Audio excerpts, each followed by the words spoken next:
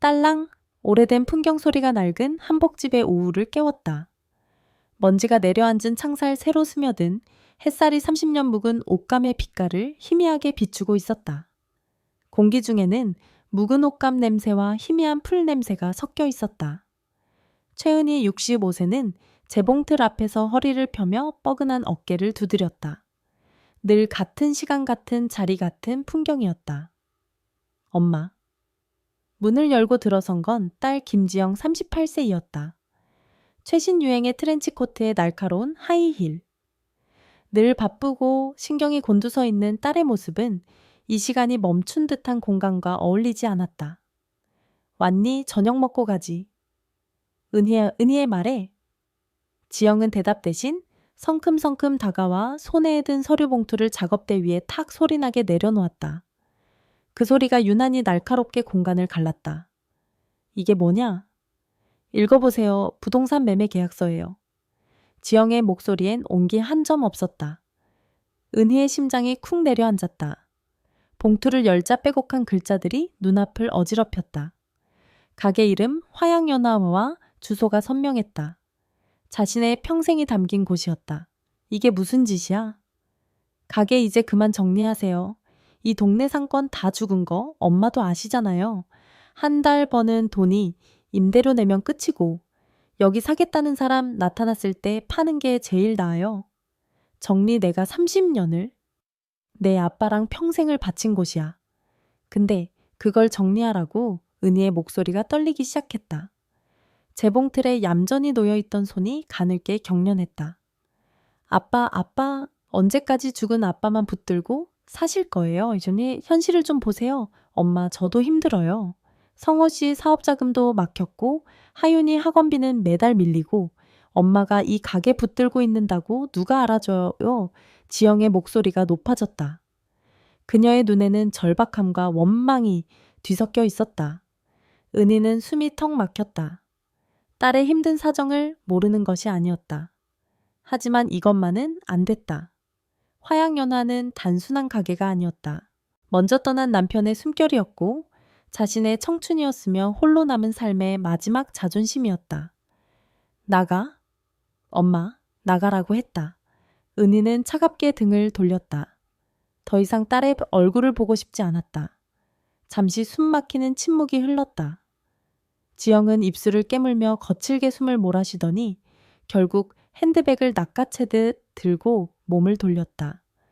딸랑 풍경 소리가 다시 한번 울렸고 가게 안에는 다시 은희 혼자 남았다. 그녀는 천천히 의자에 주저앉았다. 계약서 위로 뜨거운 눈물 한 방울이 툭 떨어졌다. 회색빛 일상에 균열이 가기 시작한 순간이었다. 그날 밤 은희는 텅 빈 집에서 혼자 저녁을 먹었다.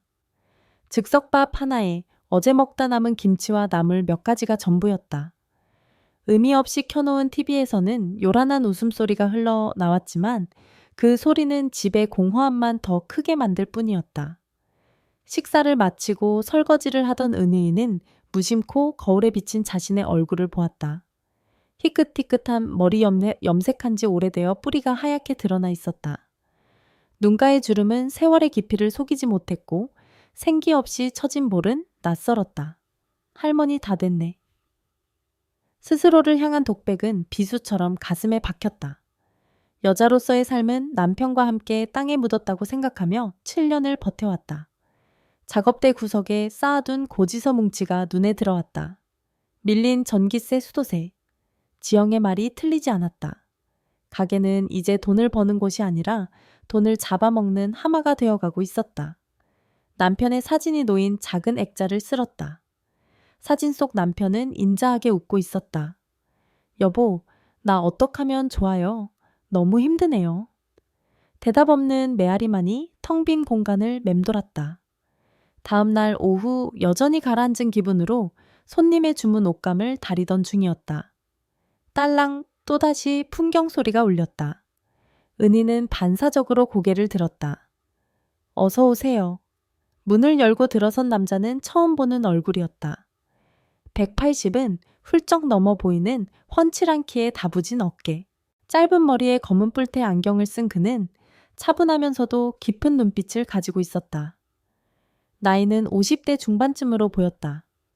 안녕하세요. 한복 대여 때문에 왔습니다. 굵고 안정적인 목소리였다. 은희는 잠시 넋을 놓고 그를 바라보다 이내 정신을 차리고 자리에서 일어났다. 네. 어떤 한복을 찾으세요?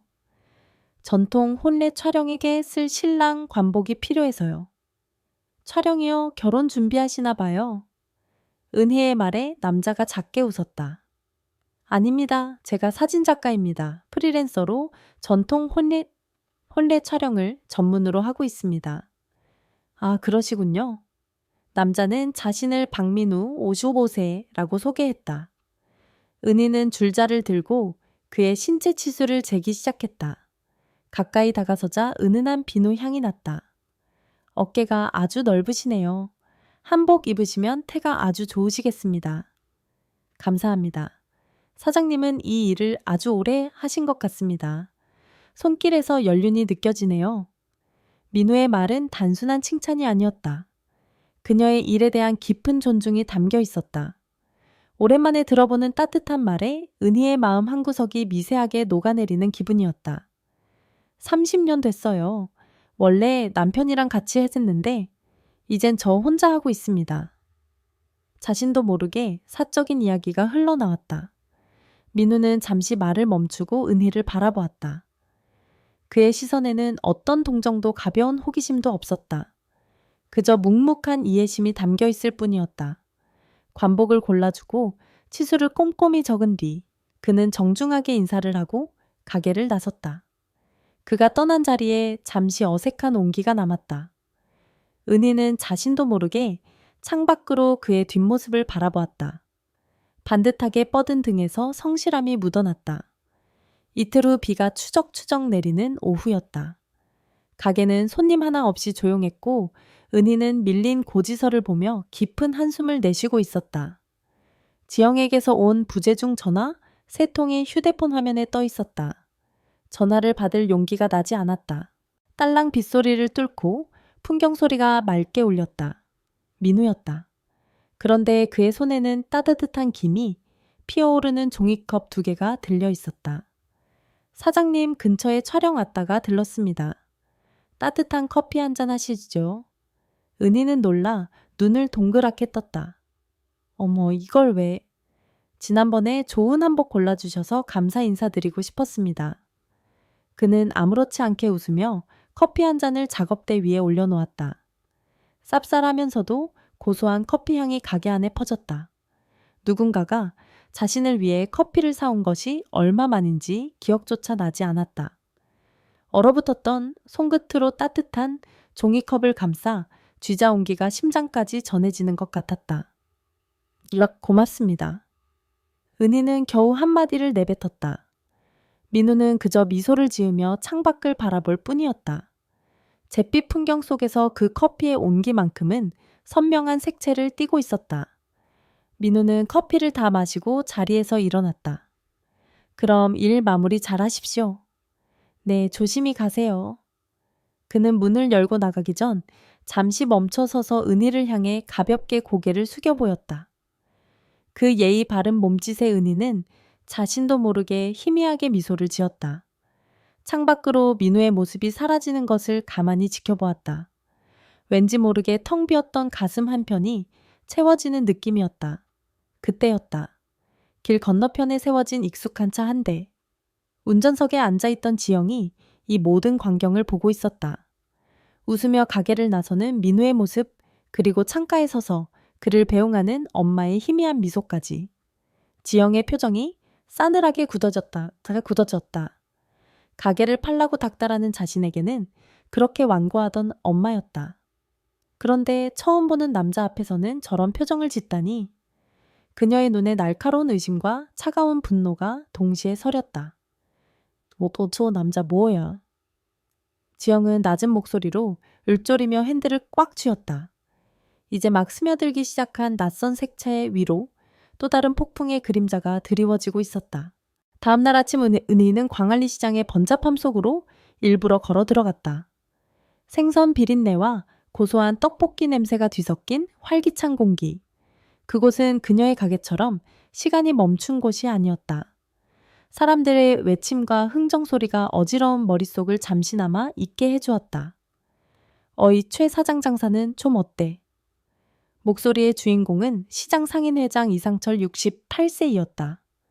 뱃살이 두둑하고 사람 좋은 웃음이 트레이드마크인 그는 아내와 사별한 지 5년째였다.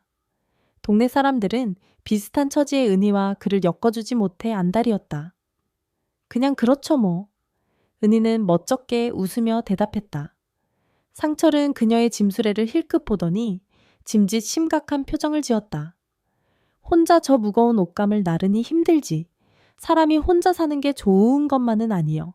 내 말은 좋은 사람 있으면 서로 의지하고 사는 것도 괜찮다는 거지.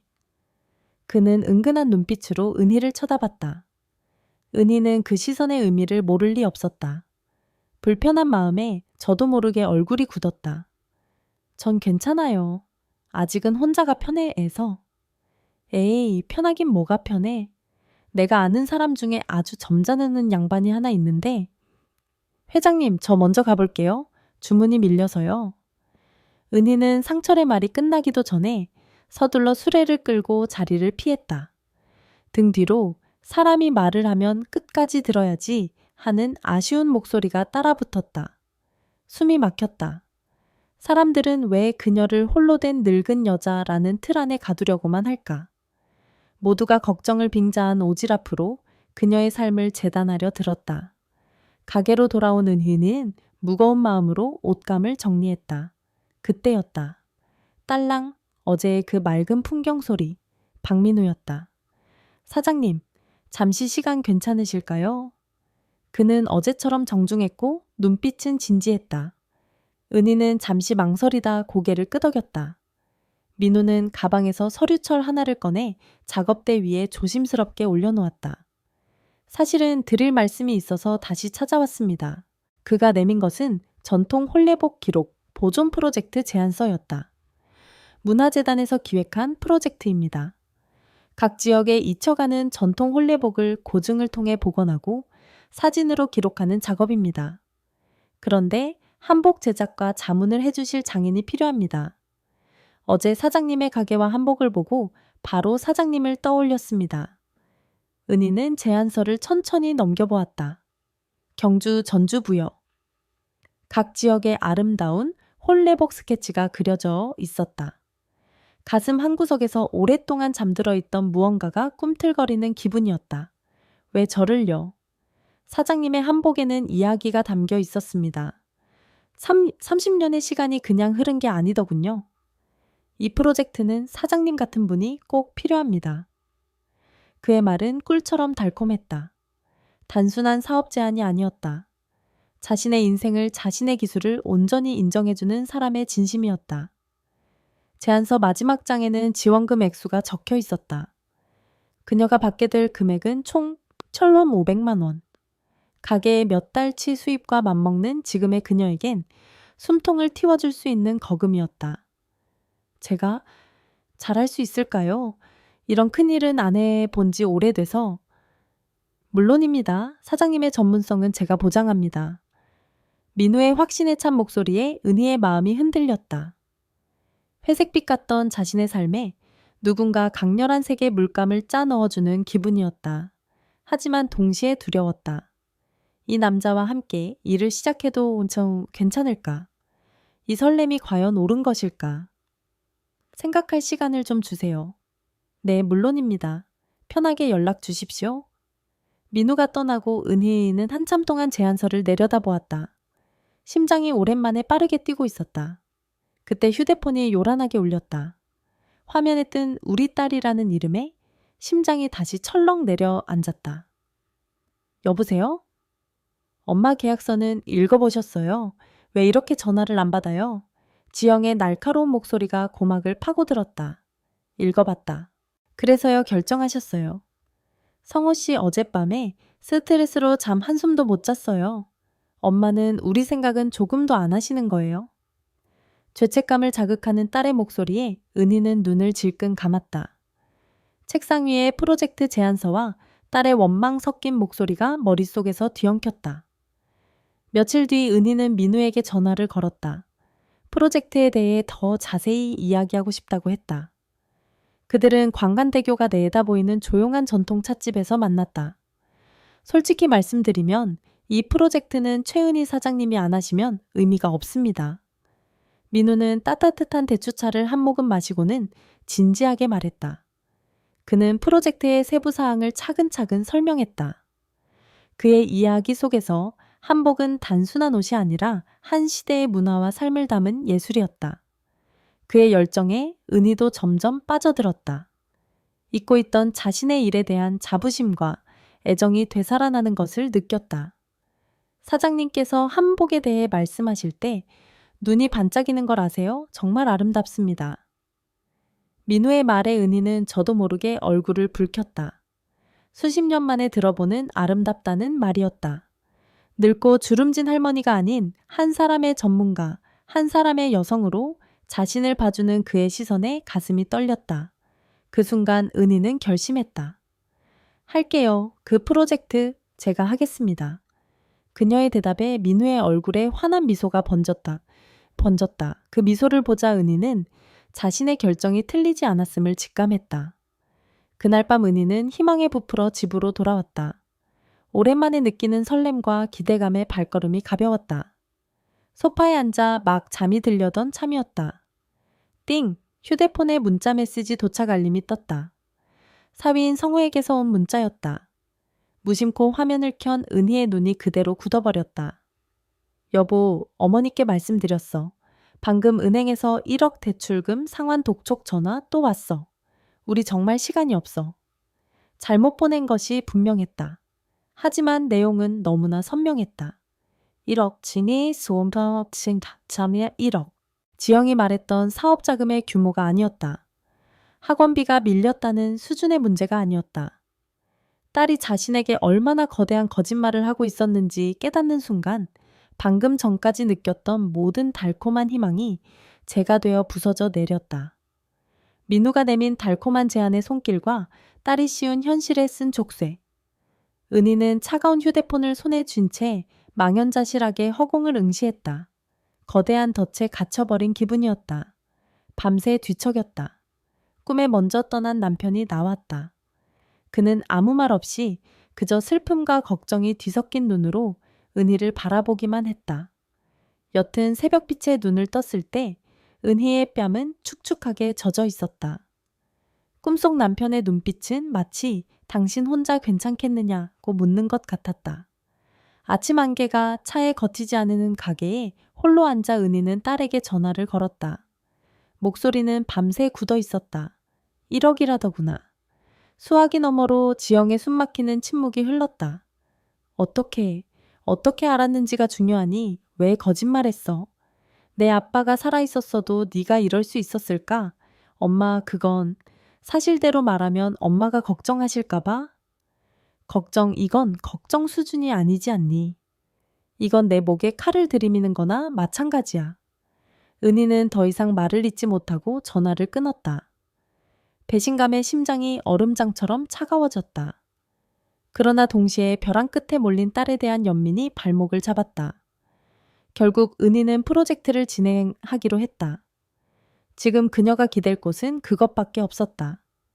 계약금이라도 먼저 받으면 급한 불이라도 끌 수 있을 터였다. 이것은 희망이 아니라 생존을 위한 선택이었다. 민우와의 첫 공동작업이 시작되었다. 그는 전문가용 카메라와 조명 장비들을 들고 가게에 나타났다. 낯선 기계들이 익숙한 공간을 채우자 가게는 작은 스튜디오처럼 변했다. 우선 가게에 있는 한복들부터 기록으로 남기고 싶습니다. 민우는 은희가 수십 년간 만들어온 한복들을 하나하나 존중을 담아 카메라에 담았다. 셔터 소리가 규칙적으로 울릴 때마다 은희는 잊고 있던 자신의 작품들이 다시 살아나는 듯한 기분을 느꼈다. 이 색감은 어떻게 내신 겁니까? 쪽비치면서도 깊이가 남다릅니다. 천연 염색이에요? 며칠 밤낮으로 물을 들여야 나오는 색이죠. 일하는 동안 그들은 자연스럽게 대화를 나눴다. 민우는 끊임없이 질문했고 은희는 30년간 쌓아온 지식을 풀어놓았다. 그의 진지한 경청 앞에서 그녀는 자신이 돈 못 버는 늙은 한복집 주인이 아니라 장인 최은희가 되는 것을 느꼈다. 하지만 은희는 의식적으로 거리를 두었다. 그의 친절한 미소에도 사무적인 표정으로 답했고 그의 따뜻한 눈빛은 애써 피했다. 더 이상 감정에 휘둘려서는 안 된다고 스스로에게 다짐했다. 이 프로젝트는 일일 뿐이라고. 그러던 어느 날 오후였다. 딸랑, 지영이 예고 없이 가게에 들이닥쳤다. 그녀는 가게 한가운데서 한복의 자태를 카메라에 담고 있는 민우를 위아래로 훑어보았다. 경멸과 의심이 가득한 시선이었다. 엄마 이분이랑 일 시작하신 거예요? 지영은 일부러 민우가 들으라는 듯 큰 소리로 물었다. 그래, 제가 말씀드렸잖아요. 세상에 공짜는 없다고. 이 나이 든 여자한테 무슨 볼 일이 있어서 이런 프로젝트를 하자고 접근했겠어요. 조심하세요. 사기꾼일지도 모르니까. 날카로운 말들이 비수처럼 날아와 박혔다. 가게 안의 공기가 순식간에 얼어붙었다. 민우는 조용히 카메라를 내려놓고 지영을 향해 몸을 돌렸다. 따님 되시는 분인 것 같군요. 오해가 있으신 것 같습니다만 전 최은희 선생님의 실력을 보고 함께 일하고 싶었을 뿐입니다. 선생님, 우리 엄마한테 그런 거창한 호칭 붙이지 마세요. 듣기 거북하니까. 지영은 쏘아붙이듯 말하고는 민우를 노려보며 경고했다. 똑똑히 들으세요. 우리 엄마한테 다른 꿍꿍이 속이 있다면 제가 가만두지 않을 테니까. 모욕적인 언사에 은희의 얼굴이 하얗게 질렸다. 민우를 향한 미안함과 딸에 대한 원망, 그리고 스스로에 대한 비참함이 뒤섞여 숨을 쉴 수 없었다. 지영이 횡하니 가게를 나가버린 후 무거운 침묵이 내려앉았다. 미안합니다. 제가 딸을 잘못 키워뒀어요. 은희의 목소리가 죄인처럼 기어들어갔다. 민우는 아무 말 없이 창밖을 바라보고 서 있었다. 그의 옆모습은 상처받은 듯 굳어 있었다. 이제 이 프로젝트도 끝이라고 그가 화를 내며 모든 것을 없던 일로 해도 할 말이 없다고 은희는 생각했다.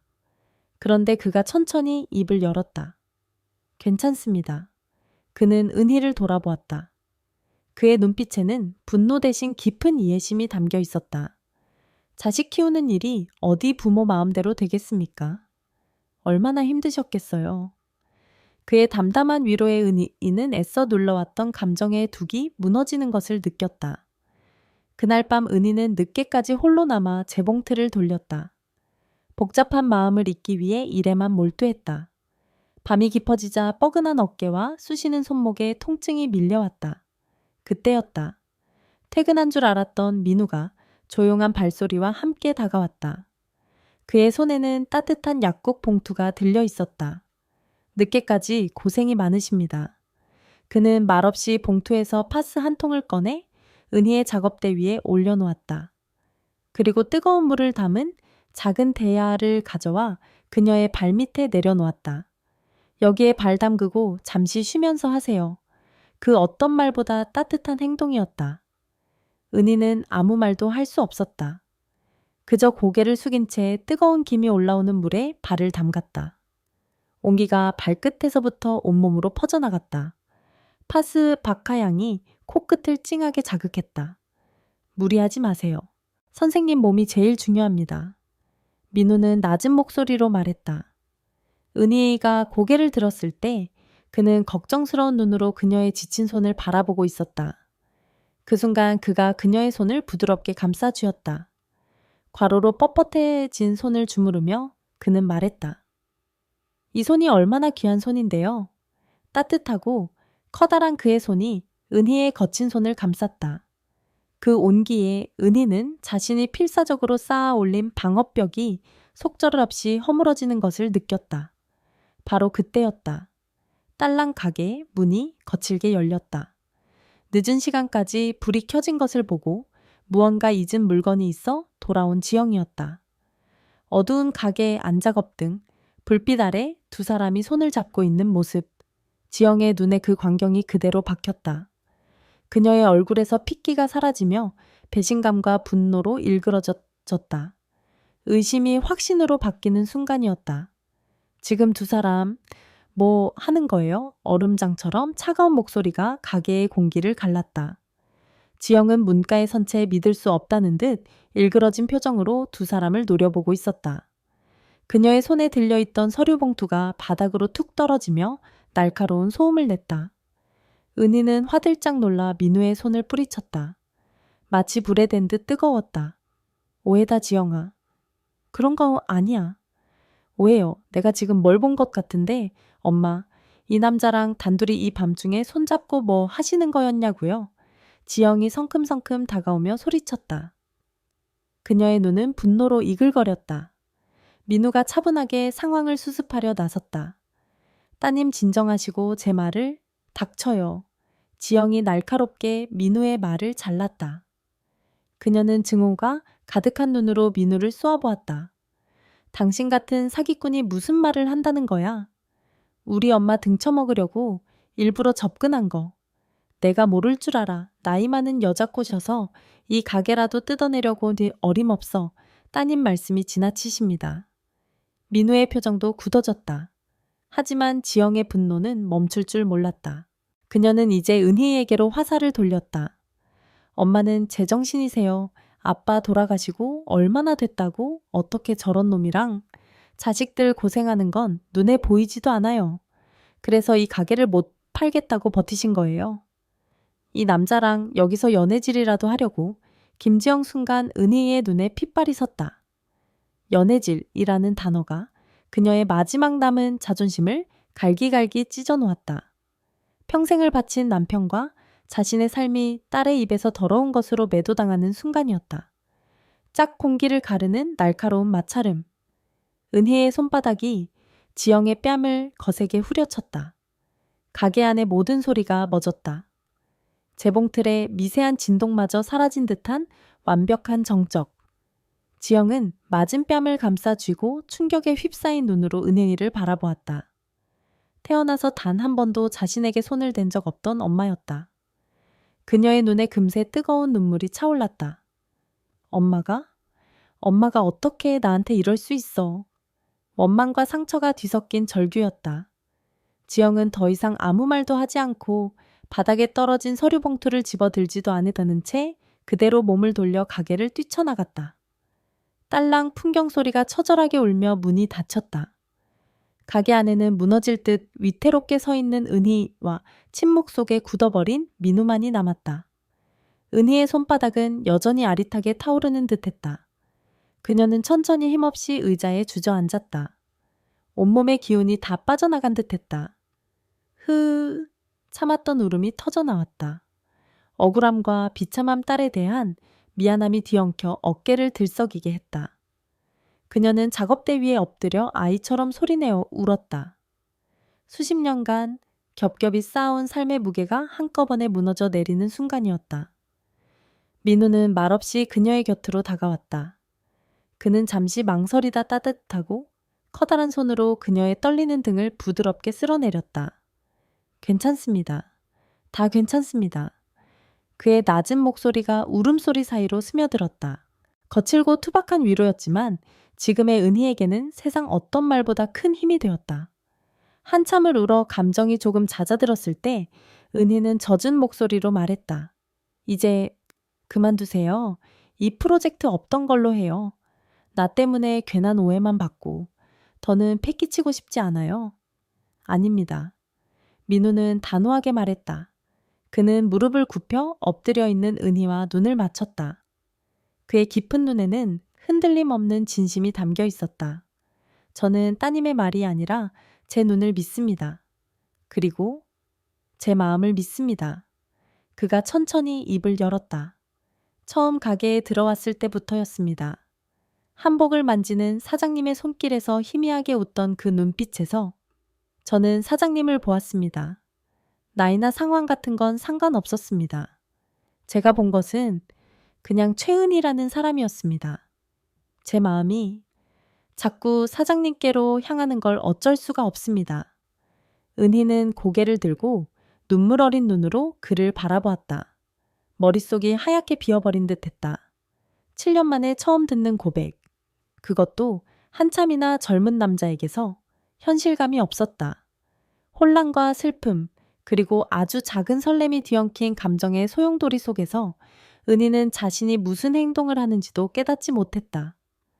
그녀는 마치 무언가에 홀린 듯 천천히 민우에게로 몸을 기울였다.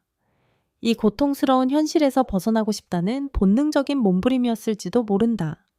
그녀의 입술이 그의 입술에 조심스럽게 닿았다. 오래된 옷감 냄새와 먼지 쌓인 시간 속에서 서툴고 위태로운 입맞춤이었다. 폭풍의 서막을 알리는 파멸일지 구원일지 모를 시작이었다. 민우는 놀란 듯 잠시 굳어 있다가 이내 부서질 듯 연약한 그녀의 어깨를 조심스럽게 감싸 안았다. 다음 날 시장의 아침 공기는 평소와 달랐다. 싸늘하고 날카로운 눈초리들이 보이지 않는 그물처럼 은혜의 주위를 맴돌았다. 밤사이 지형이 터뜨린 분노의 불씨는 걷잡을 수 없는 들불이 되어 시장 전체로 번져나간 뒤였다. 들었어 화양연화 최 사장 아들뻘 되는 젊은 놈이랑 그렇고 그런다네. 어머, 정말 쯧쯧 나이 들어서 주책이야. 불길의 진회런지는 광안떡집 주인이자 시장의 소식통인 박영자 67세였다. 딸 지영은 엄마에게 뺨을 맞은 모욕감과 배신감을 이기지 못하고 평소 엄마와 가깝게 지내던 영자에게 찾아가 눈물로 모든 것을 쏟아냈다. 물론 이야기는 그녀의 원망만큼 부풀려지고 왜곡되었다. 은희는 애써 태어난 척하며 가게 문을 열었지만 등 뒤에 꽂히는 수군거림을 느끼지 못할 리 없었다. 30년간 가족처럼 지내온 상인들이었다. 그들의 시선이 하루아침에 경멸과 조롱으로 바뀌자 심장이 칼로 베이는 듯 아팠다. 오후가 되자 민우가 평소처럼 가게에 나타났다. 그의 손에는 은희가 좋아하는 파티든 따뜻한 찐빵 2개가 들려 있었다. 그는 시장의 분위기를 아직 눈치채지 못한 듯했다. 사장님 식사는 하셨습니까? 그의 다정한 목소리에 은희는 차마 고개를 들 수 없었다. 자신 때문에 이 남자까지 손가락질을 받게 될까 두려웠다. 박 작가님, 우리 아무래도 이 프로젝트는 어젯밤 일 때문이라면 신경 쓰지 마십시오. 제가 해결하겠습니다. 그의 단호한 말에도 은혜의 불안은 가시지 않았다. 그 순간 가게 문이 거칠게 열리며 박영자가 몇몇 상인들을 이끌고 들어섰다. 그녀의 눈은 매처럼 날카로웠다. 최 사장 이 사람이 그 사람이야. 영자는 턱짓으로 민우를 가리키며 경멸적으로 물었다. 영자 언니, 무슨 일이야? 무슨 일이긴 내가 언니로서 말하는데 정신 차려. 저런 젊은 놈이 너를 순수하게 보고 접근했겠어 내 가게 재산이라도 뜯어먹으려는 속셈이지. 내 딸 지영이가 눈물로 나한테 하소연하더라. 엄마가 이상한 놈한테 홀려서 가게 팔 생각도 안 한다고. 언니 그건 오해야. 오해는 무슨, 우리가 다 봤어? 어제도 둘이 밤늦게까지 가게에 붙어 있었잖아. 남들 눈이 무섭지도 않아. 상인들의 비난이 십자포화처럼 쏟아졌다. 은희는 아무 대꾸도 못한 채 입술만 파르르 떨었다. 민우가 그녀를 막아서며 나섰다. 아주머니들, 이건 저희 2사람의 일입니다. 함부로 말씀하지 마십시오. 뭐 아주머니 이놈 봐라. 어디서 어른한테 눈을 똑바로 뜨고. 말대꾸야. 영자의 목소리가 더욱 커졌다. 싸움 구경에 가게 앞은 순식간에 시장 사람들로 북새통을 이뤘다. 결국 참다 못한 은혜이가 소리쳤다. 그만들 좀 하세요. 제 인생이에요. 제가 누굴 만나든 무슨 일을 하든 당신들이 무슨 상관이에요. 평생 참고만 살았던 그녀의 첫 반항이었다. 하지만 그 외침은 오히려 불에 기름을 붓는 격이 되었다.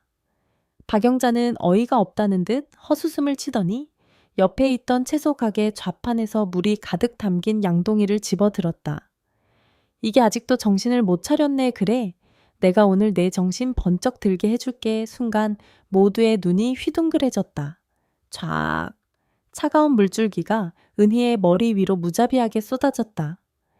물에 젖은 머리카락이 초라하게 뺨에 달라붙고 얇은 블라우스 너머로 속옷이 비쳤다. 시장 한복판에서 발가벗겨진 듯한 수치심에 은희는 온몸이 굳어버렸다. 주변에서는 경악과 함께 일부의 통쾌함이 섞인 탄성이 터져 나왔다. 꼴 좀 봐. 이게 지금 내 꼴이야. 정신 차려, 이 주책 없는 늙은 여자야. 영자의 악담이 귀를 찢었다. 그때였다. 그만하시죠. 민우가 자신의 외투를 벗어 순식간에 은희의 몸을 감쌌다. 그의 눈은 차갑게 분노하고 있었다. 그는 영자를 노려보며 낮은 목소리로 경고했다. 지금 하신 행동 명백한 폭행입니다.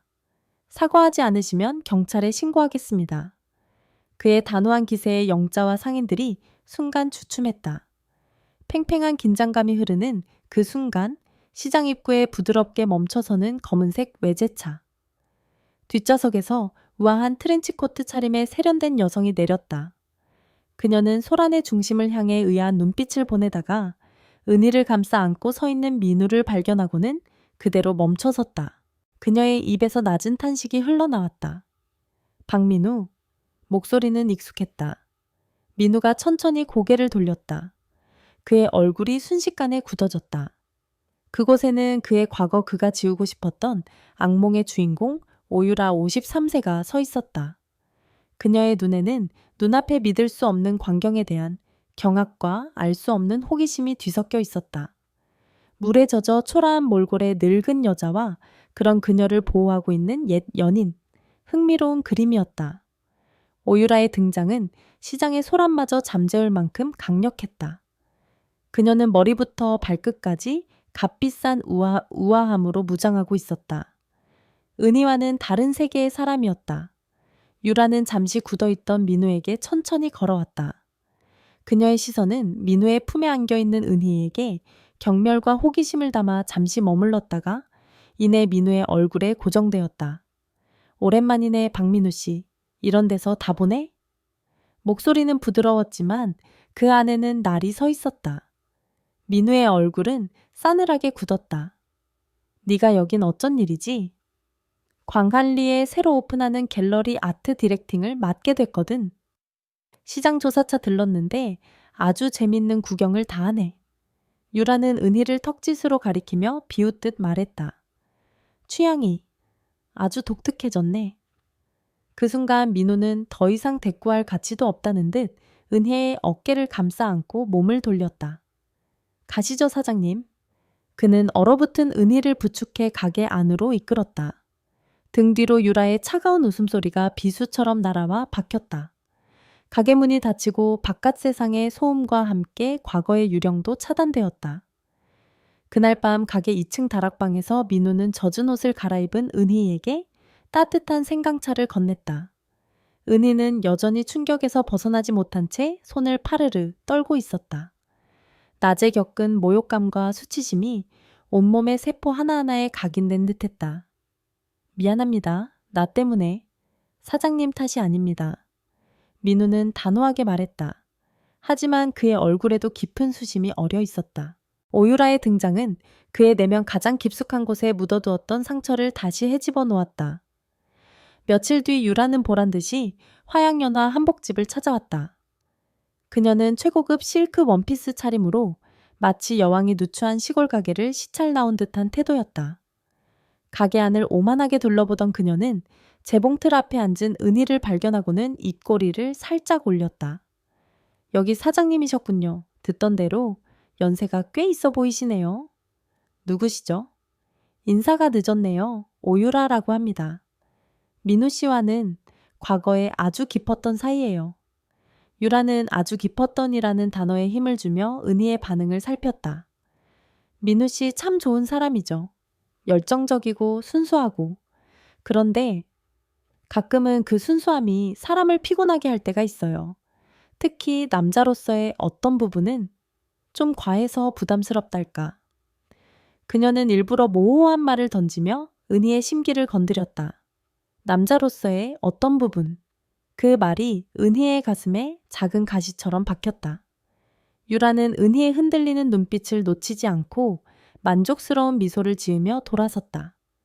그날 저녁 은희는 결국 민우에게 율에 대해 물었다. 오늘 오유라 씨가 가게에 찾아왔었어요. 작업을 하던 민우의 손이 순간 멈칫했다. 그 여자가 뭐라고 하던가요? 아무 말도요. 그냥 두 사람 어떤 사이였어요? 민우는 한참 동안 침묵했다.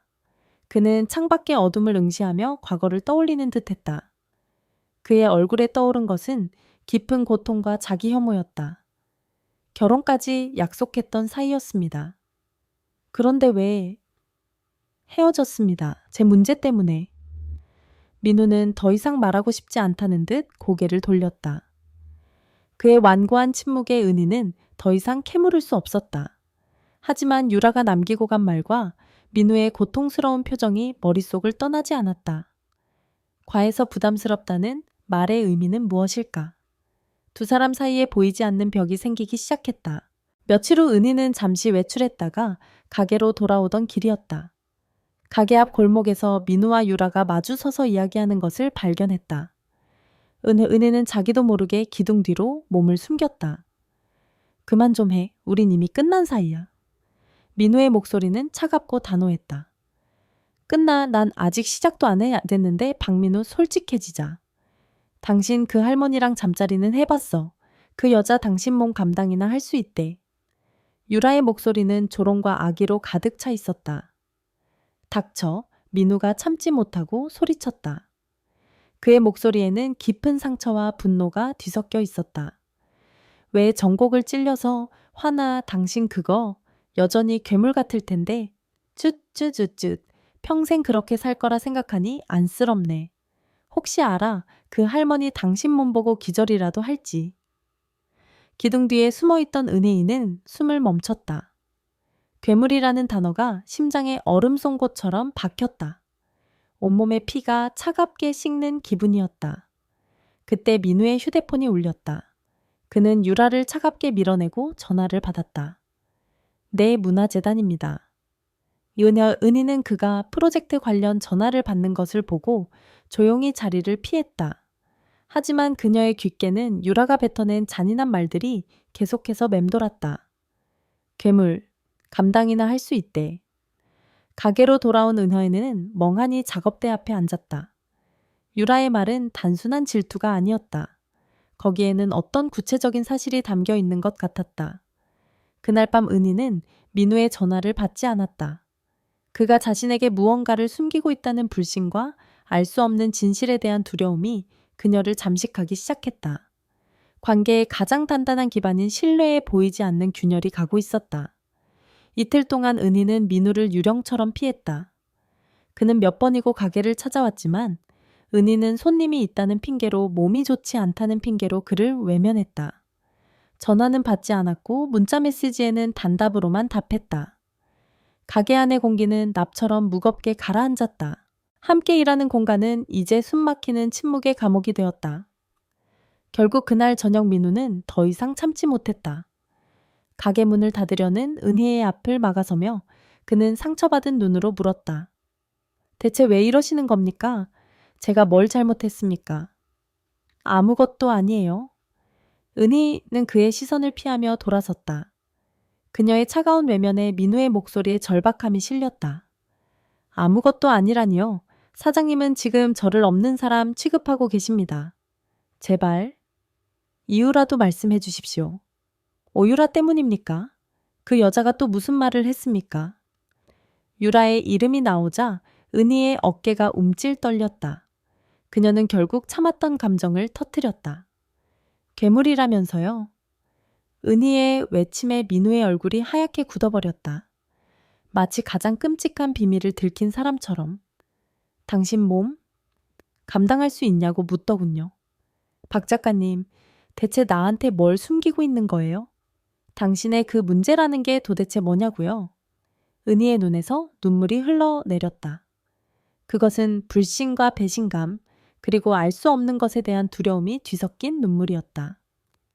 민우는 한참 동안 아무 말도 하지 못했다. 그의 입술이 파르르 떨렸고 온몸이 미세하게 경직되었다. 그는 깊은 수치심과 고통에 휩싸여 마치 발가벗겨진 채 군중 앞에 선 듯한 표정을 지었다. 그는 천천히 아주 천천히 입을 열었다. 목소리는 갈라져 나왔다. 앉으시죠. 전부 말씀드리겠습니다. 두 사람은 낡은 소파에 마주 앉았다. 창밖에 가로등 불빛이 희미하게 그들의 얼굴을 비쳤다. 민우는 자신의 손을 꽉 움켜쥔 채 마치 사형 선고를 기다리는 죄인처럼 고개를 숙였다. 저는 남들과 좀 다릅니다. 신체적으로요. 그는 숨을 한번 고르고는 말을 이었다. 선천적으로 남들보다 훨씬 큽니다. 의사 선생님 말씀으로는 아주 드문 경우라고 정상 범주에 있기는 하지만 일반적이지는 않다고 했습니다. 은희는 숨을 죽인 채 그의 말을 들었다. 과해서 부담스럽다던 유라의 말이 퍼즐 조각처럼 맞춰졌다. 그리고 더 어렸을 때 군대에서 어리석은 짓을 했습니다. 그의 목소리가 더욱 기어들어갔다. 그때는 그게 남자들 사이에서 무슨 훈장처럼 유행이었습니다. 철이 없었죠. 제 몸에 굿을 몇 개를 박았습니다. 굿을? 그 단어가 은희의 머릿속을 맴돌았다. 상상조차 해본 적 없는 낯선 세계였다. 유라. 오유라 씨는 그걸 보고 저를 괴물이라고 불렀습니다. 처음에는 크기 때문에 힘들어했고 나중에는 구슬 때문에 징그럽다고 도저히 여자로서 받아들일 수 없다고 했습니다. 그 뒤로 여자를 만나는 게 두려워졌습니다. 또 상처받을까봐 또 거절당할까봐. 그의 고백은 한자 한자가 피를 토하는 듯했다. 그는 고개를 들어 눈물이 가득 고인 눈으로 은혜이래를 바라보았다. 사장님께 처음부터 말씀드렸어야 했는데 죄송합니다. 또다시 상처 줄까봐 사장님마저 저를 그렇게 볼까봐 너무 무서웠습니다. 그는 어린아이처럼 무너져 내렸다. 평생을 짊어지고 온 남성으로서의 콤플렉스와 깊은 상처가 그의 단단한 어깨를 연약하게 떨게 했다. 은희는 말없이 그의 떨리는 모습을 바라보았다. 그녀의 마음속에서 두려움과 혼란은 어느새 사라지고 그 자리에 깊은 연민과 아픔이 차올랐다. 이 남자가 얼마나 외롭고 고통스러웠을까. 그녀는 자신의 뺨을 타고 흐르는 눈물도 잊은 채 천천히 자리에서 일어나 그에게 다가갔다. 그리고 그녀는 아무 말 없이 떨고 있는 민우를 따뜻하게 끌어안았다. 민우의 몸이 놀란 듯 흠칫 굳었다. 박 작가님.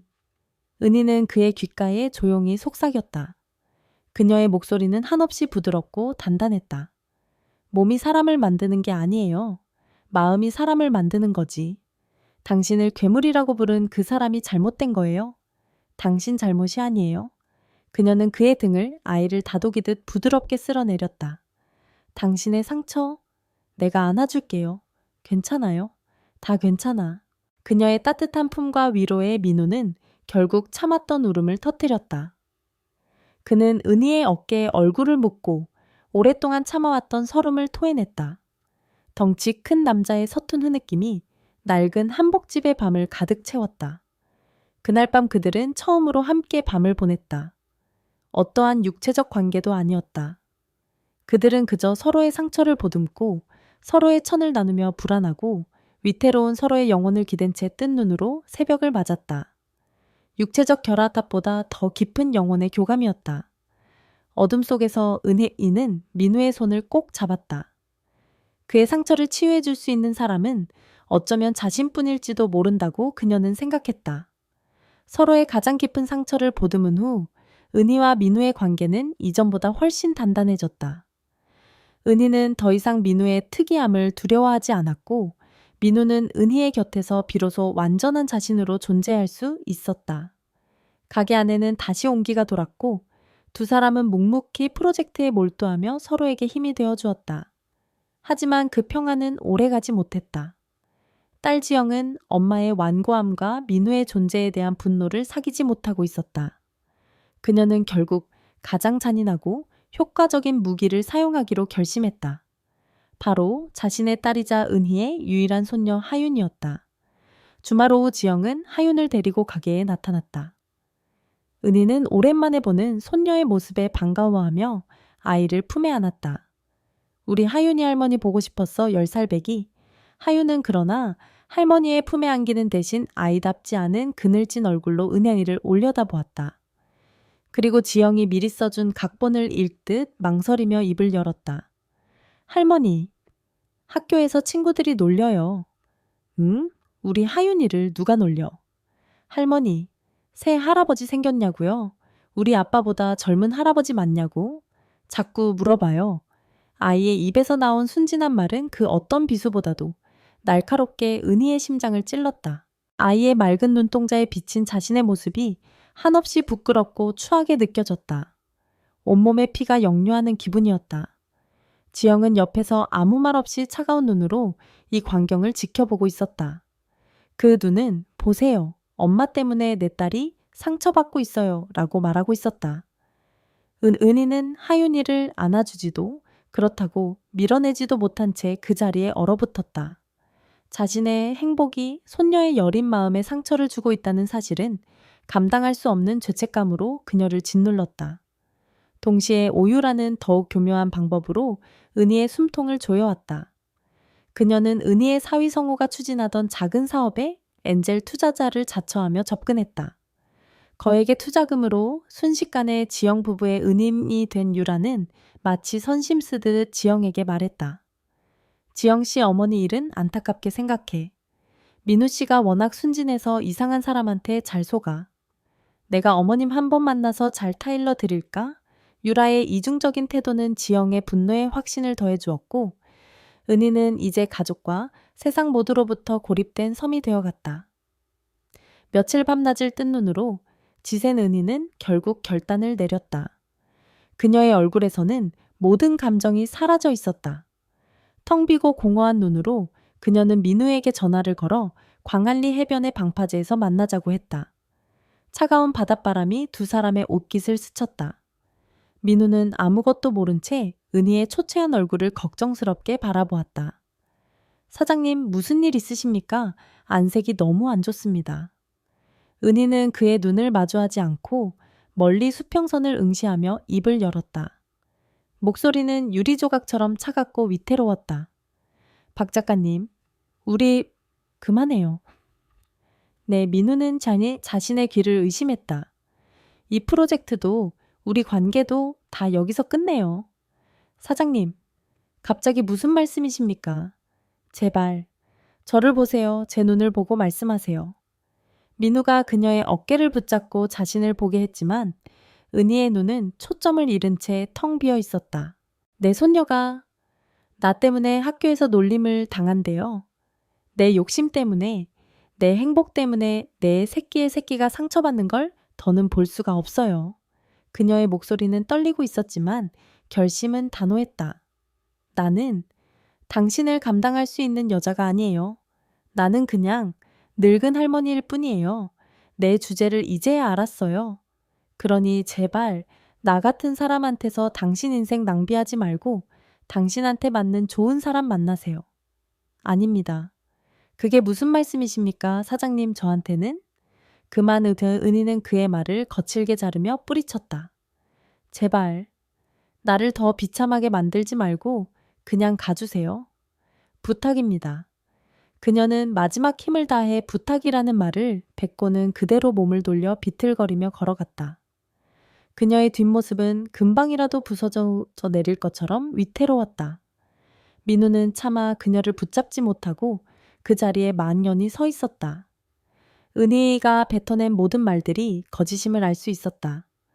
하지만 손녀의 상처를 방패 삼아 자신을 밀어내는 그녀의 처절한 진심 앞에서 그는 아무것도 할 수 없었다. 거센 바닷바람이 그의 뺨 위로 흐르는 것이 눈물인지 흩날리는 파도 물보라인지 알 수 없었다. 사랑이 가장 잔인한 방식으로 그들을 갈라놓고 있었다. 그날 밤 가게로 돌아온 지영은 어둠 속에 홀로 앉아있는 엄마를 발견했다. 작업대 위에는 바느질감이 그대로 멈춰 있었고 엄마는 마치 영혼이 빠져나간 사람처럼 텅 빈 눈으로 허공을 응시하고 있었다. 그녀의 뺨 위로는 소리 없는 눈물이 하염없이 흐르고 있었다. 그것은 반항이나 분노의 눈물이 아니었다. 삶의 모든 것을 포기한 사람의 깊고 처절한 슬픔이었다. 그 모습을 보는 순간 지영의 가슴 한 구석이 서늘하게 내려앉았다. 자신이 이겼다고 생각했는데 정말로 이긴 것이 맞을까? 그녀는 처음으로 엄마의 진짜 고통을 마주했다. 은희가 스스로를 유폐한 채 며칠이 흘렀다. 가게 문은 굳게 닫혔고 그녀는 세상과 통하는 모든 문을 걸어 잠갔다. 그 모습을 가장 가까이서 지켜보는 사람은 사위 성호였다. 그는 밤마다 아내 지영의 날카로운 신경질을 받아내면서도 장모의 텅 빈 눈빛과 아내의 그늘진 얼굴 사이에서 깊은 고민에 빠져 있었다. 그날 밤 성호는 와인 한 잔을 들고 지친 얼굴의 지영에게 다가갔다. 여보, 당신 정말 이게 최선이라고 생각해? 무슨 말이야? 지영은 퉁명스럽게 쏘아붙였다. 어머님 말이야. 요즘 저 모습 그냥 힘들어 하시는 게 아니야. 영원히 죽어가고 있는 것 같아. 당신이 원했던 게 정말 저런 모습이었어. 그럼 어떡해. 엄마가 정신 차리게 하려면 어쩔 수 없었어. 하윤이까지 상처받는 건 볼 수 없잖아. 하지만 하윤이는 그날 이후로 할머니 얘기 한 번도 안 꺼내. 오히려 눈치만 보고 있어. 정말 하윤이를 위한 일이었을까? 아니면 당신의 불안과 욕심을 위한 일이었을까? 남편의 날카로운 지적에 지영은 대답하지 못했다. 그녀 역시 알고 있었다. 자신의 행동이 도를 넘었다는 것을. 하지만 이미 너무 멀리 와버려 돌아갈 길을 찾지 못하고 있을 뿐이었다. 민우는 포기하지 않았다. 그는 굳게 닫힌 한복집 문 앞에 매일같이 찾아왔다. 문을 두드리거나 소리치지 않았다. 그저 따뜻한 두유 한 병과 작은 메모지만 문고리에 걸어두고 조용히 돌아갔다. 식사 거르지 마십시오.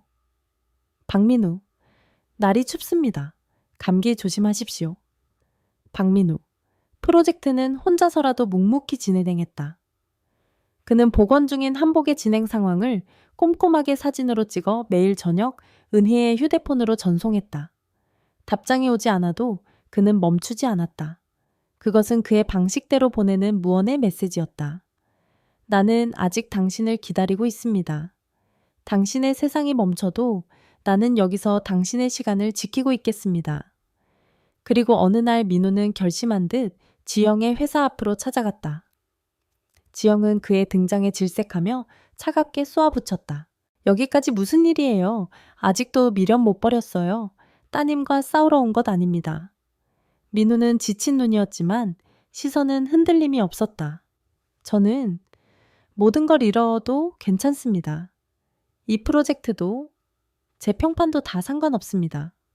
하지만 단 하나 최은희 선생님이 당신의 어머니가 이제 막 되찾은 웃음을 잃게 할 수는 없습니다. 그는 지영을 똑바로 바라보며 말했다. 제가 옆에 있는 것이 어머니를 힘들게 한다면 제가 떠나겠습니다. 그러니 제발 어머니 곁에서 웃음을 되찾아 주십시오. 따님만이 할 수 있는 일입니다. 그의 눈에는 어떤 원망도 욕심도 없었다. 오직 한 사람의 행복을 향한 진심만이 담겨 있었다.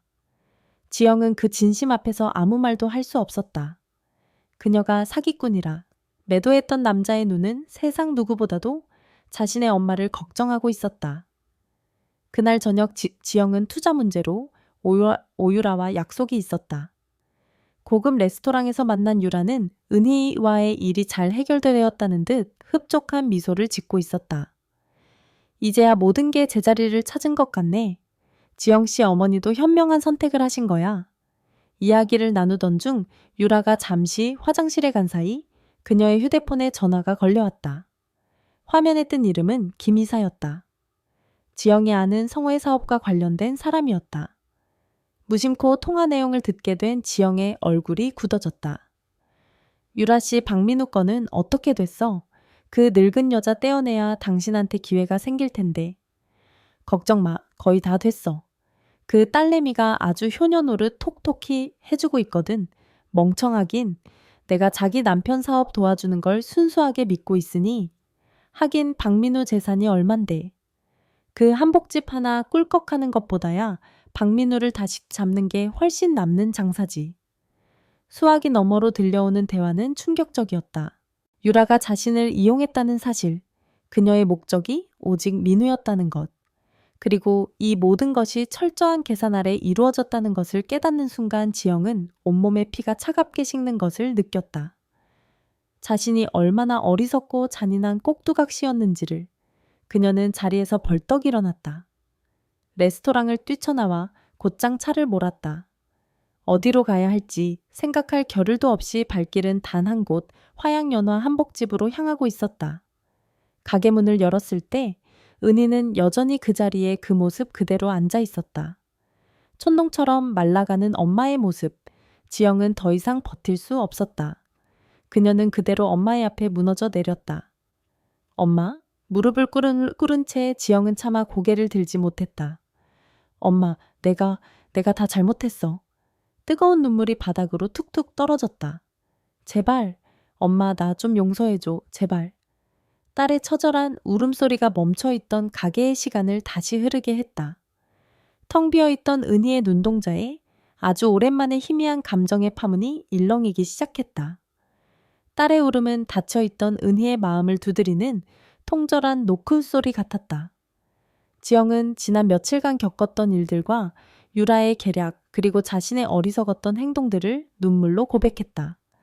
모든 것을 들은 은희는 말없이 일어나 무릎 꿇고 있는 딸의 어깨를 일으켜 세웠다. 그리고 군말 없이 지친 딸의 등을 가만히 토닥여 주었다. 모진 말과 행동으로 서로에게 상처를 주었지만 결국 세상에 단 하나뿐인 엄마와 딸이었다. 그날 밤 모녀는 참 30년 된 낡은 작업대 앞에 마주 앉아 오랜만에 함께 차를 마셨다. 민우 씨, 그 사람한테 너무 미안해서 어떡하니? 은희의 목소리에 깊은 죄책감이 묻어났다. 지영은 고개를 숙였다. 내가 직접 찾아가서 사죄할게, 엄마.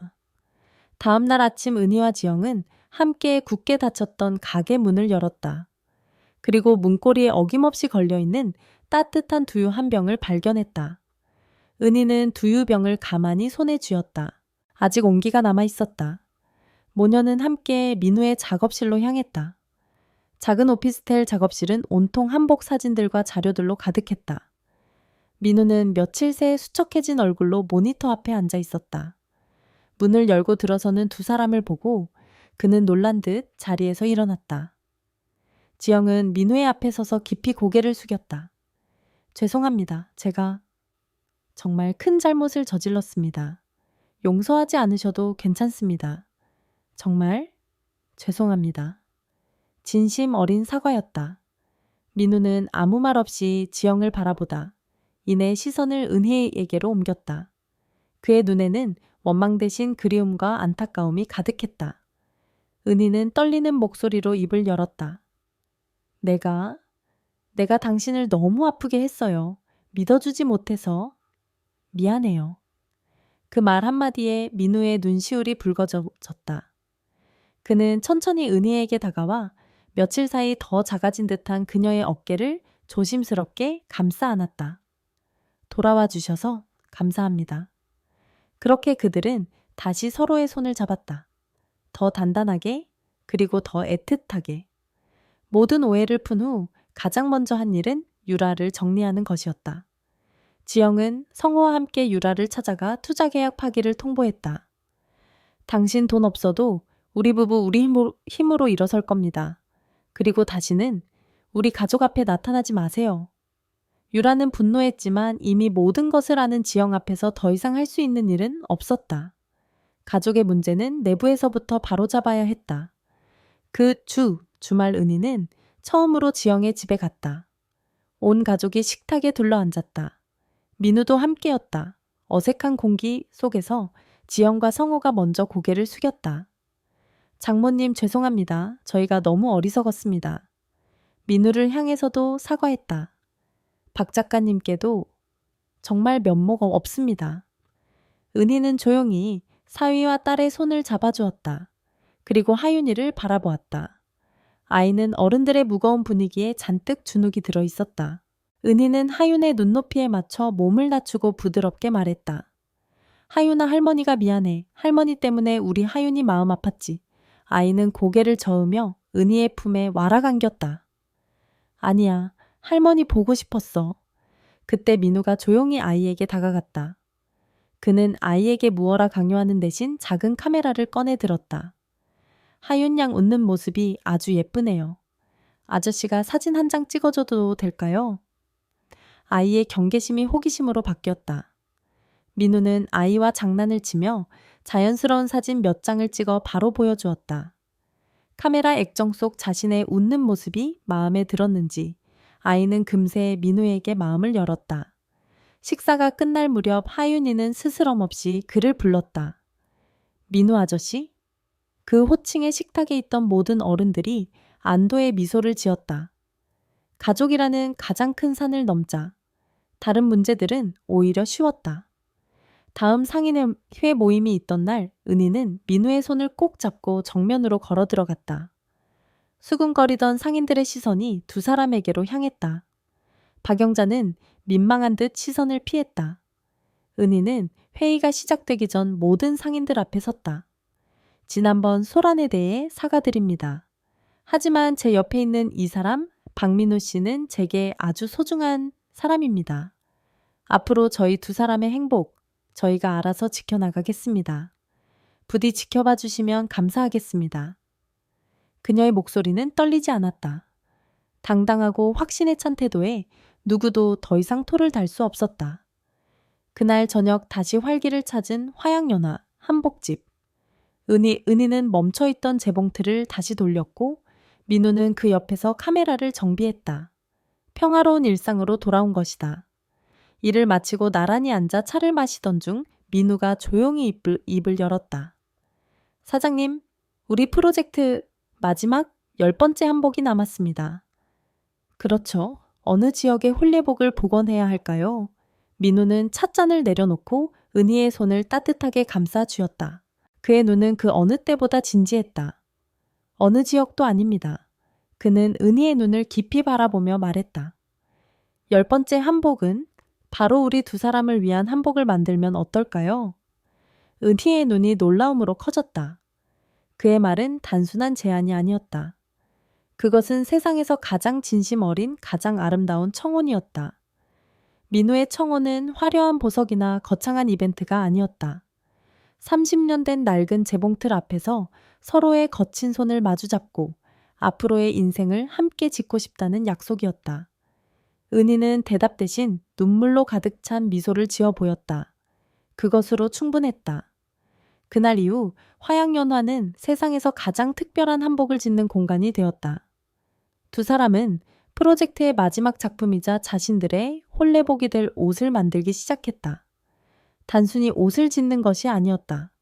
서로가 걸어온 세월과 상처, 그리고 앞으로 함께 만들어갈 희망을 한 땀 한 땀 바느질에 담아내는 과정이었다.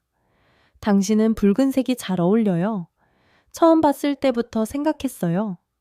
민우는 색색의 비단 조각들 사이에서 가장 기품 있는 대홍색 비단을 골라 은희에게 대보았다. 은희는 그의 말에 소녀처럼 뺨을 붉히며 웃었다. 당신은 청색이 좋겠어요. 깊고 푸른 바다 같은 색. 당신 눈빛처럼요. 그들은 함께 옷감을 고르고 함께 디자인을 구상했다. 민우는 자신의 관복에 들어갈 학무늬 자수를 직접 스케치했고 은희는 민우의 넓은 어깨에 꼭 맞도록 몇 번이고 가봉을 하며 옷에 테를 잡았다. 함께 일하는 시간은 그 자체로 충만한 행복이었다. 두 사람의 결혼 소식은 딸 지영을 통해 가족과 주변에 알려졌다. 지영은 누구보다 기뻐하며 두 사람의 결혼 준비를 돕겠다고 나섰다. 엄마 결혼식은 어디서 할 거야? 내가 좋은 곳으로 알아볼까? 아니, 괜찮다. 우리 결혼식은 이미 정해졌어. 은희는 미소 지으며 프로젝트 전시회 계획서를 보여주었다. 10번째 한복, 즉 두 사람의 홀례복이 공개되는 그 전시회 전시회 개막일이 바로 그들의 결혼식 날이 될 것이었다. 소식은 시장에도 금세 퍼져나갔다. 처음에는 수군거리던 사람들의 반응도 이제는 놀라움과 감탄으로 바뀌어 있었다. 특히 지난번 소동의 중심이었던 떡집 주인 박영자는 며칠을 끙끙 앓다가 어느 날 팥시루떡 한 상자를 들고 가게를 찾아왔다. 최 사장, 아니 은희야. 그녀는 멋쩍은 듯 머리를 긁적이며 떡 상자를 내밀었다. 내가 속이 좁았어. 사람이 나이 들면 곱게 늙어야지 남 행복한 거 시샘이나 하고 정말 미안했다. 그녀는 고개를 숙여 진심으로 사과했다. 그리고 이거 결혼 축하 선물이야. 꼭 행복하게 잘 살아. 은희는 영자의 주름진 손을 따뜻하게 맞잡아 주었다. 고마워요, 언니. 떡 맛있게 먹을게요. 앙금 같았던 감정들이 눈 녹듯 사라지는 순간이었다. 그날 이후 시장 상인들은 앞다투어 두 사람의 결혼을 축하해 주었다. 채소 가게에서는 가장 신선한 과일 한 바구니를, 생선 가게에서는 귀한 옥돔 한 상자를 선물로 보내왔다. 전시회 날짜는 12월의 어느 토요일로 잡혔다. 날이 가까워질수록 두 사람은 몸은 바빠졌지만 마음은 더없이 평온했다. 전시회에 걸릴 9벌의 복원 한복과 민우가 찍은 사진들은 이미 전문가들 사이에서 입소문이 나기 시작했다. 전시회를 이틀 앞둔 목요일 저녁이었다. 마지막 홀레복의 매무새를 다듬고 있던 은희는 문득 거울에 비친 자신의 모습을 보았다. 하얗게 센 머리 깊어진 주름, 여전히 늙고 초라한 모습이었다. 순간 아주 잠시 불안감이 고개를 들었다. 내가 정말 이래도 되는 걸까? 이 행복을 누릴 자격이 있을까? 그때 민우가 조용히 다가와 그녀의 어깨를 감싸 안았다. 그는 거울을 통해 은희지의 눈을 바라보며 나지막이 말했다. 무슨 생각해요? 그냥 내 모습이 보여서요. 알아요. 세상에서 가장 아름다운 내 신부 모습. 그는 은희의 주름진 눈가에 부드럽게 입을 맞추었다. 은희 씨, 당신의 그 세월이 없었다면 지금의 당신도 없었을 겁니다. 나는 당신의 젊음이 아니라 당신의 모든 시간을 사랑하는 겁니다. 그러니 더 이상 두려워하지 말아요. 그의 따뜻한 말에 은희디의 눈에 다시금 눈물이 고였다. 그것은 더 이상 불안의 눈물이 아니었다. 온전한 사랑과 신뢰 속에서 비로소 얻게 된 평안의 눈물이었다. 전시회 전날 밤 화양연화의 불은 늦게까지 꺼지지 않았다. 은희는 마지막으로 홀레복 옷고름에 정성껏 술을 놓았다. 민우는 그녀의 곁에서 그 모습을 조용히 카메라에 담았다. 셔터 소리마저 숨을 죽인 성스럽고 고요한 밤이었다. 내일 이곳에서 세상에서 가장 아름다운 한복이 그들의 사랑과 함께 피어날 것이었다. 12월의 토요일 부산문화재단 갤러리는 아침부터 북적였다. 차가운 겨울 공기와는 대조적으로 갤러리 안은 사람들의 기대와 온기로 가득했다. 지역 언론사 기자들, 문화재단 관계자들, 그리고 두 사람의 결혼을 축하하기 위해 찾아온 광안리 시장 상인들과 가족들, 친구들이었다. 갤러리 중앙에는 9벌의 전통 홀레복이 고고한 자태를 뽐내고 있었다. 그 옆 벽면에는 민우가 찍은 사진들이 걸려 있었다. 사진 속 한복은 단순한 옷이 아니라 시간과 영혼을 담은 예술 작품처럼 살아 숨쉬었다. 방문객들은 작품 하나하나에 담긴 정성과 이야기에 감탄을 멈추지 못했다. 손바느질로 이걸 다 만드셨다니 정말 대단하네요. 사진이 한복의 아름다움을 완벽하게 담아냈어. 두 분의 호흡이 정말 대단한 것 같아. 갤러리 한편에 마련된 작은 준비실.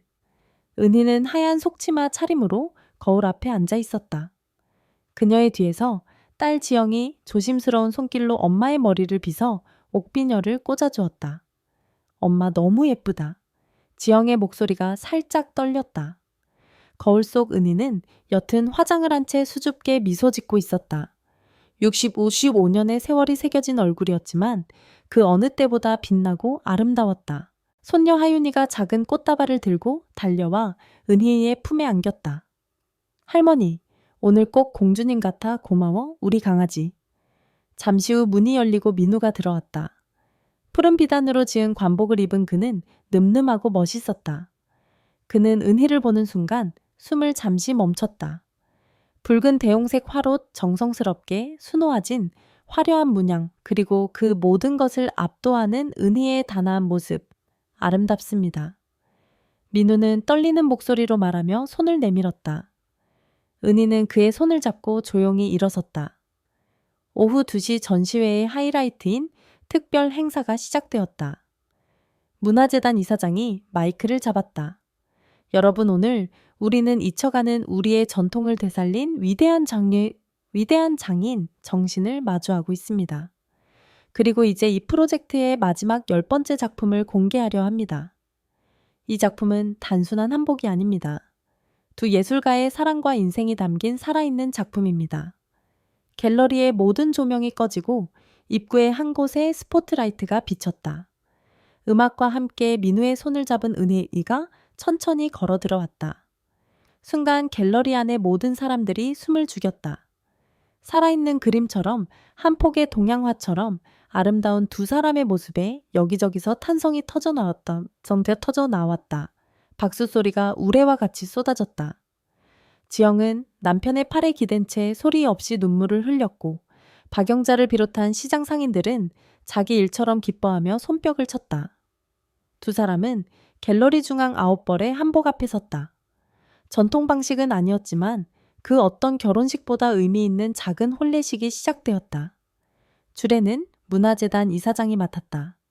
신랑 박민우 군은 신부 최은희 양을 아내로 맞아 평생 존중하고 사랑하며 기쁠 때나 슬플 때나 언제나 함께할 것을 맹세합니까? 네, 맹세합니다. 민우는 은혜의 손을 꽉 잡으며 그녀의 눈을 깊이 바라보았다. 신부 최은희 양은 신랑 박민우 군을 남편으로 맞아 평생 존중하고 사랑하며 기쁠 때나 슬플 때나 언제나 함께할 것을 맹세합니까? 네, 맹세합니다. 은혜의 목소리가 감격에 젖어 살짝 떨렸다. 그들은 서로를 위한 작은 반지를 교환했다. 그리고 민우가 모든 사람이 들을 수 있도록 진심을 담아 말했다. 은희 씨, 당신을 만나 내 인생에 멈춰있던 시간이 다시 흐르기 시작했습니다. 나의 상처를 보듬어주고 나를 다시 숨쉬게 해줘서 고맙습니다. 사랑합니다. 평생 당신의 곁에서 가장 든든한 동반자가 되겠습니다. 은혜의 뺨 위로 뜨거운 눈물이 흘러내렸다. 민우 씨, 내게 여자로서의 삶을 다시 선물해줘서 고마워요. 당신 덕분에 내 인생 가장 아름다운 순간이 바로 오늘이라는 걸 깨달았어요. 나도 사랑해요. 두 사람은 하객들의 축복 속에서 서로를 끌어안고 부드럽게 입을 맞췄다. 수많은 카메라 플래시가 터지며 그들의 가장 행복한 순간을 영원히 기록했다. 그것은 단순히 두 사람의 결혼식이 아니었다. 편견과 역경을 이겨낸 사랑의 승리였고 나이는 숫자에 불과하다는 것을 증명하는 감동적인 순간이었다. 몇 달 후 화양연화 한복집은 부산의 새로운 명소가 되었다. 방송과 신문에 소개된 두 사람의 이야기는 많은 사람들에게 희망과 용기를 주었다. 가게는 맞춤 한복을 주문하려는 손님들로 문전성시를 이루었고 민우는 2층 다락방에 정식으로 사진 스튜디오를 차렸다. 어느 맑은 봄날 오후 일을 마친 두 사람은 손을 잡고 광안리 해변을 거닐었다. 은희는 민우의 어깨에 머리를 기댔다. 따스한 햇살과 부드러운 바닷바람, 그리고 사랑하는 사람의 온기. 모든 것이 완벽했다. 행복해요, 민우가 나지막이 물었다. 응, 정말 행복해. 내 인생에 이런 날이 다시 올 줄은 꿈에도 몰랐어. 나도 그래요. 당신을 만난 게 내 인생 최고의 행운이야. 그들은 말없이 서로를 바라보며 웃었다. 파도 소리가 배경음악처럼 잔잔하게 들려왔다. 은희는 문득 깨달았다. 화양연화 양리엔 화 인생에서 가장 아름답고 행복한 순간은 과거의 어느 한때가 아니었다. 그것은 바로 지금 사랑하는 사람과 함께하는 이 순간이었다. 그리고 앞으로 함께할 모든 날들이 그들의 화양연화가 될 것이었다. 그들의 발걸음 뒤로 저물어가는 해가 세상 가장 아름다운 황금빛으로 바다를 물들이고 있었다.